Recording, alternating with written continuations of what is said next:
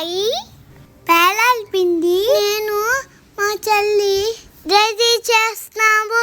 ముందుగా స్టవ్ వెలిగించి ప్యాన్ పెట్టుకుని ఆవు నెయ్యి వేసుకుని కడిగాక ఎండిన మొక్కజొన్న గింజలు వేసుకోవాలి. నేను మా చెల్లి భలే వేస్తున్నామే. వీటిని గరిటెతో బాగా కలపాలి. చక్కగా వేయించేయాలి. స్టవ్ సిమ్లో పెట్టాలి. మాడకుండా గరిటెతో తిప్పుకుంటూ ఉండాలి. నేను మా చెల్లి తెగ తిప్పేస్తున్నాం. చూడండి ఎంత బాగా చేస్తున్నాము. ఇప్పుడు పెన్ పైన మూత పెట్టుకోవాలి. 2 మినిట్స్లో పేలాలు రెడీ అయిపోయి భలే వచ్చాయి. సూపర్గా ఉన్నాయి. వీటిని చల్లారి పెట్టుకోవాలి. ఈ లోపల బెల్లం తూడుకోవాలి.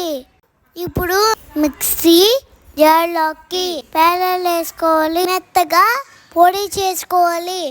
బడకగా కాకుండా మెత్తగా చేసుకోవాలి. ఎంత బాగుందో. బెల్లం తిరిగి వేసుకొని బాగా కలుపుకోవాలి. చక్కగా కలుపుకున్నాక కొద్దిగా యాలక్కాయ పొడి వేసుకోవాలి. చక్కగా కలుపుకోవాలి. పేలాల పిండి రెడీ. అందరికీ